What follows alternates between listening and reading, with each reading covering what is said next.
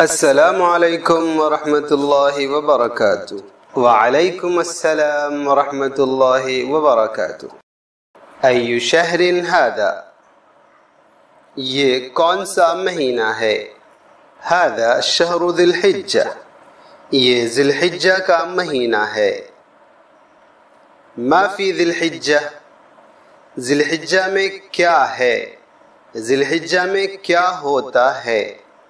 فی ذی الحجہ عید الاضحیٰ، ذی الحجہ میں بقر عید ہے، ذی الحجہ میں عید الاضحیٰ ہے۔ ما هذه الاضحیہ، یہ قربانی کیا چیز ہے؟ یہ قربانی کیا ہوتی ہے؟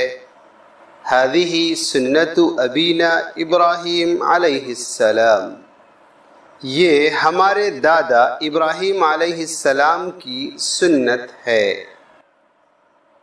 من این اخذنا امر الاضحیہ، ہم نے قربانی کا حکم کہاں سے لیا ہے؟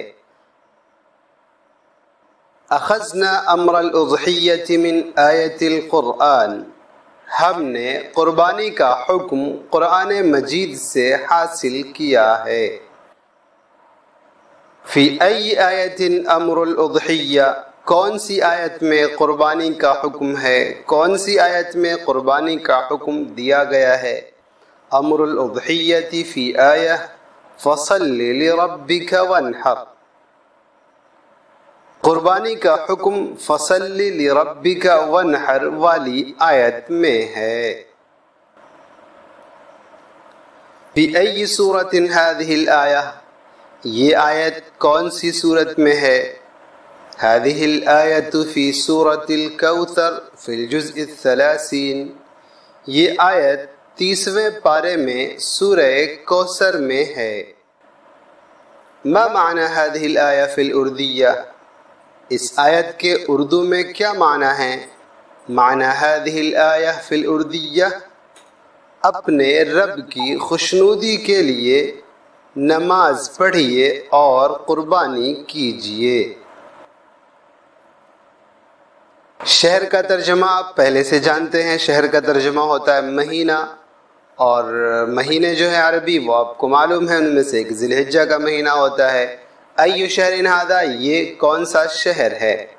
ایو جس پر داخل ہوتا ہے اس کے نیچے دو زیر دے دیتا ہے، یہ آپ جانتے ہیں، اس لیے ایو شہر ہو گیا۔ ما کا ترجمہ کیا چیز، یہ غیر ذوی العقول کے لیے ہوتا ہے۔ ذی الحجہ میں کیا چیز ہوتی ہے؟ ذی الحجہ میں کیا ہے؟ تو شہر ذی الحجہ میں یا ذی الحجہ کے مہینے میں عید الاضحیٰ بھی کہہ سکتے ہیں، اور اسے عید الاضحیٰ کو بقر عید بھی کہا جاتا ہے۔